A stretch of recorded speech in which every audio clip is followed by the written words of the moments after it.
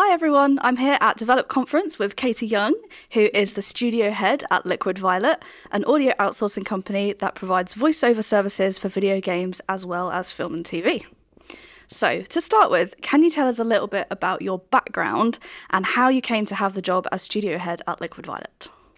Yes, I can. So I started out in voice casting 20 years ago now, which is quite terrifying. Very recent. So recently. I know I don't look old enough. So I worked for a company that produced radio commercials essentially and kind of audio special projects. We cast and produced ads for ad agencies and direct clients, lots of film companies. So I used to do the vox pops, like for horror films when you go to the cinema and record everyone screaming in the theatre and stuff like that. Used to do quite a lot of that. And that's how I kind of discovered that I really loved voice casting really and voice and dialogue production. Worked with a lot of really cool comedians, and then I moved into television for a bit. I went into a distribution company who specialised in kind of music and film, and then I moved to Disney in 2008 because at the time they were looking for someone to help them with an initiative to recast US animated series into UK voices for preschool children, which was kind of unprecedented at the time. We didn't have much of a kind of dubbing culture in the UK. So I went to Disney, was in the character voices department for about 5 or 6 years. And then I moved into the original programming team, making animated series, live action series, and on some of their acquisitions as well. Production management largely. And then I left Disney in 2019, bounced around a bit, did some freelance work, development production. And then I found out about this job going at Liquid and I thought, that's a bit of a once in a lifetime opportunity. So applied and here I am. Nice, that's quite a long journey. Yeah, it's quite a circuitous route. Was there a particular moment growing up that put you on the path to working on the field? I guess we kind of covered it a little bit, but was there like one key moment that you went, oh, that's the thing I really, really love and I have to do that? Sort of. I think it was more a kind of realising what I didn't want to do in a way. Fair enough. So I used to do a lot of acting as a child, and I had great ambition to be a star of stage and screen. Went to do drama at Royal Holloway, and I think at that point I realised actually this is like people really want this a lot more than I do, and I was a lot more interested in the kind of the tech and the lighting and the wardrobe and set design and all the sort of backstage aspects really. I just thought at the time, being young, I wasn't really thick-skinned enough to deal with auditions and being told quite brutal facts. You're not good enough. Appearance and stuff. I kind of thought, well, I love acting, but I kind of decided the next best thing would be to be sort of acting adjacent and kind of work with actors and work in film, TV, media, and performance, but just not in front of an audience. Was there anything that made voiceover more appealing than kind of on screen or theatre, or was it just what you fell into? I think for me, and again, this is something that's only occurred to me in recent years when I've been talking about it a lot, but I think one thing that I hear from voice actors a lot is that they find it quite freeing to be just to have their performance created by what they sound like, regardless of appearance or where they are. Like if you can imagine it, you can build that world, and that's kind of why I think animation and games were kind of my go-to, because live action is great and has its place, and I love cinema, I love great drama, but yeah, I think the idea of just being able to conjure a whole world of characters with your voice is quite powerful. So you kind of have a lot more imagination in what you can do with your voice because you're not tied down to what you look like. Absolutely, exactly, yeah.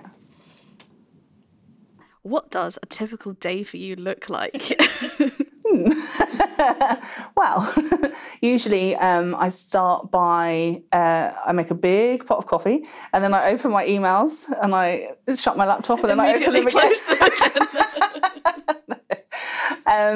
I do, it's a lot of emails, as most jobs are, I think, really. And then we tend to have a production meeting in the morning, so we kind of go through any issues that are happening in the team and in the studio.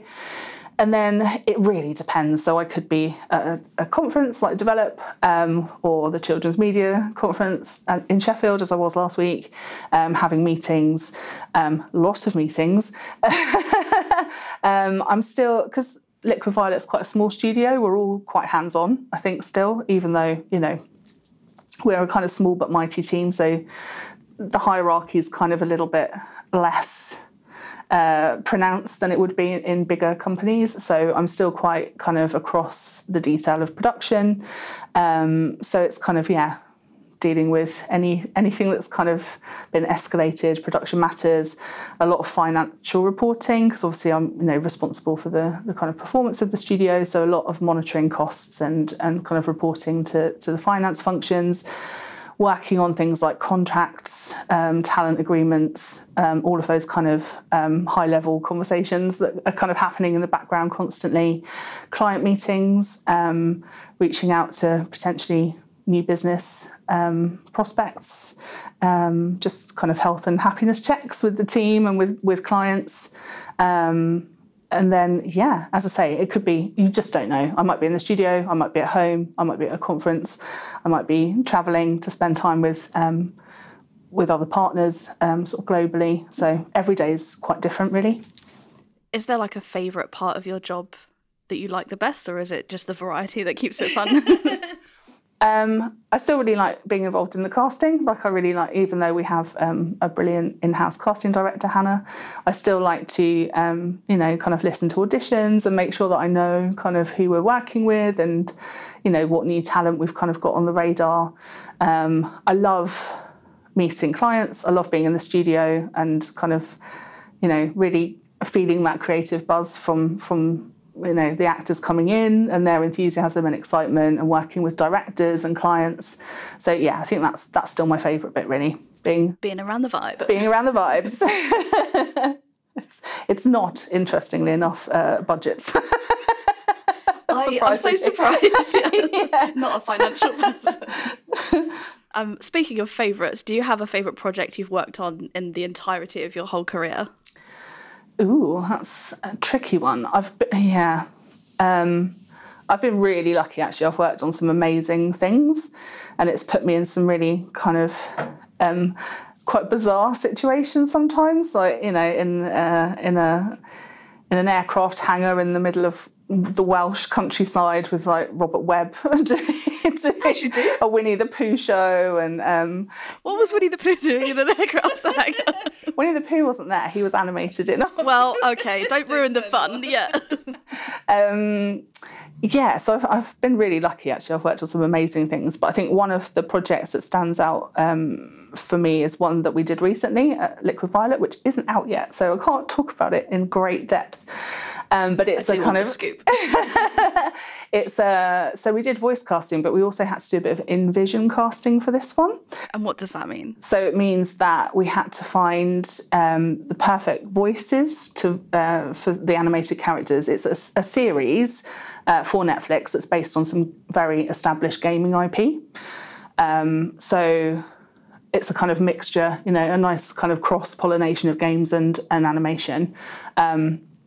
Which is kind of our, you know, we've sort of made that our niche a little bit, I think, with Arcane and sort of things like that. So, it was, so we cast the voices, but we then also had to, as a curveball, cast actors who looked like the character designs, because there was going to be a live action shoot as part of the series as well. So that was an additional challenge, but it was really fun.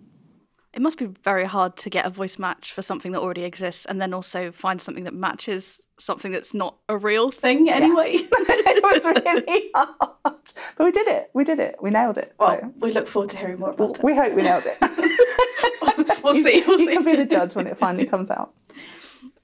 If you could choose a voice actor to play you in a video game, who would you choose? That's really difficult. I was going to say... someone award-winning and classy. Who would it be? I don't know anyone award-winning and classy. I think I would go for Anthony Howell because he could bring some gravitas to me. Some much needed, yeah. But does this mean that you're a boss in Elden Ring as well? Yes. Basically, I'd like to be scary, please. Katie the Omen. Yes. That works, I think, given the horror fan. Amazing. Speaking of horror, I know the curse of working long hours in audio jobs sometimes means you don't have time to watch as much or play as much. But are there any films or games that have stood out to you recently for the audio experience as a whole? Yeah, that's a hard one, actually. Because, yeah, you're right, I have... References get 5 years old very quickly. I was only saying the other day, I have not been to the cinema in such a long time. I have to go and see Oppenheimer at the cinema because it's... I was like, I need to go and see Barbie, the movie. But, you know, whatever floats your boat. Yeah. One after the other. One for the main, one for pudding. I think Barbie's pudding, right? But there was... actually staying on horror, there was a film out quite recently, I think it's on Shudder, called Skinamarink. I haven't heard of it at all. Indie horror film. And it's quite experimental in the way it's shot. It's like these children that wake up in the night and find themselves left on their own. And it's all filmed from like the back of their heads, and there's lots of kind of very long shots of just them kind of, you know, their point of view. But the audio is really interesting because that's kind of what creates the horror. You never really see their facial expressions.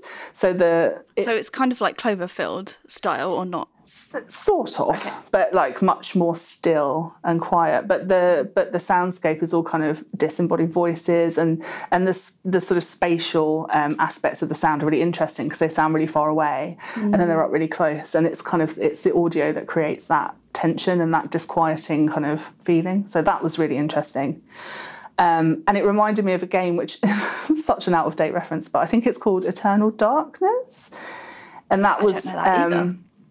That's a kind of role-playing game where you kind of go around a sort of haunted mansion and your health is basically like a sanity bar. So the more kind of terrible things that happen to you, the more you start to kind of hallucinate, and it's really interesting. So it would sort of play tricks on you, like the screen would go black. So you would think in real life that the cable had come out of the TV or something.